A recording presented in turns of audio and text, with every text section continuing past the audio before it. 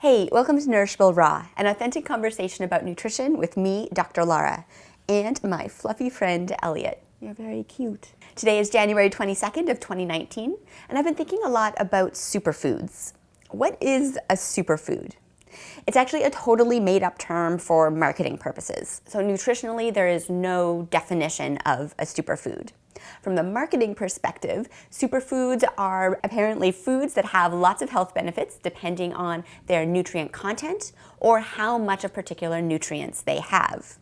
So some current superfoods are acai berry, quinoa, kale, matcha green tea, celery juice, chia seeds, turmeric, coconut oil, pomegranate. Palm Wonderful has really capitalized on the superfood buzzword. What is the science of superfoods? There have been some studies done on various superfoods, but one of the big takeaways is that you have to be eating really big doses of these superfoods on a daily basis to see any of the health effects. So one good example of this is turmeric. Turmeric is a delicious bright orange spice that's used a lot in Indian cuisine.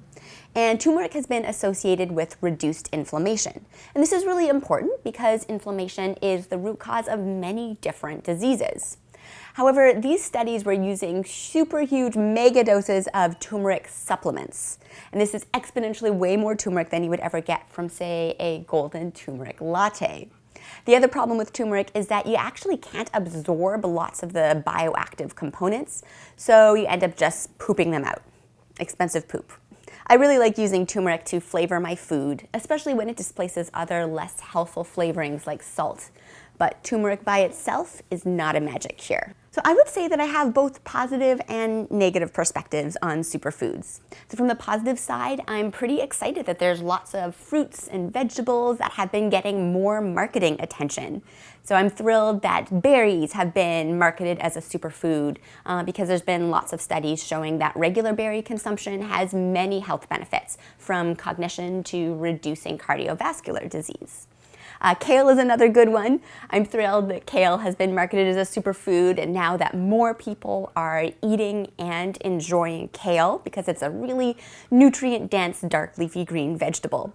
And it's actually not all that long ago that kale was just being used to decorate with. Some of my negative perspectives on superfoods are that sometimes there's products being fabricated that will have just a tiny amount of superfood, and now they're being promoted as a health food.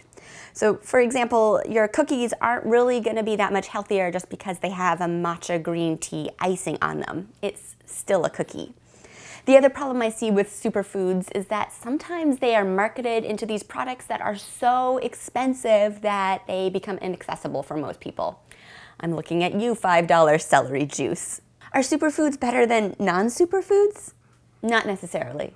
The best data we have available shows that diverse intake of fruits, vegetables, whole grains, and legumes are the foundations of the healthiest diets, regardless of if these individual foods have been marketed as a superfood. So if you like the superfoods du jour, go ahead and eat them. Just don't feel like your health is going to be doomed if your smoothie doesn't have maca root powder in it. That's what science tastes like. Thanks for tuning in to Nourishable Raw. Let me know in the comments if you have a question you would like me to do a Nourishable Raw episode on, and be sure to subscribe to stay up to date on all things nutrition.